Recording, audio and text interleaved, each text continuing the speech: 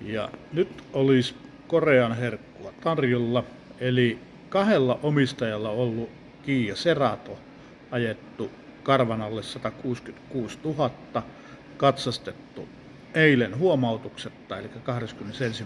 päivä tammikuuta, eli vuosi ajoaikaa.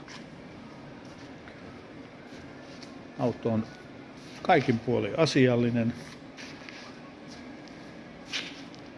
Moottori lämmitin löytyy, sisäpistoke löytyy, 2 ajokuntoiset renkaat.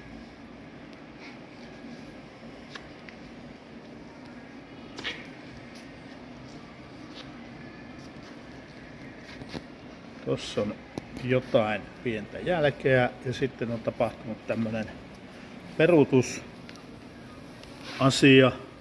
Eli johonkin peruutettu, tuo varmaan lähtee kuumalla, pullaa saa pullautettua ulos.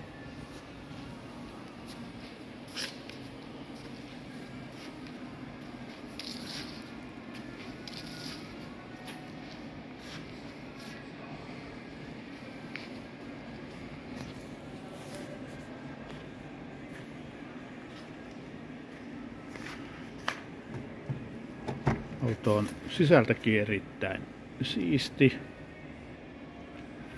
Löytyy Isofixit, sähkötoimiset ikkunat edessä ja takana.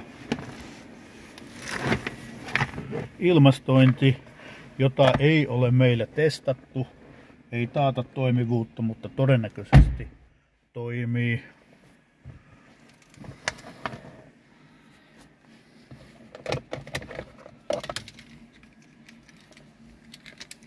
Kahdet avaimet.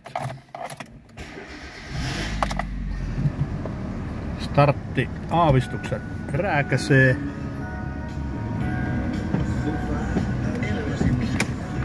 Ja sähköantenni naksuu käynnistäessä ja ajon loppuumisen jälkeen aavistuksen aikaa, mutta toimii.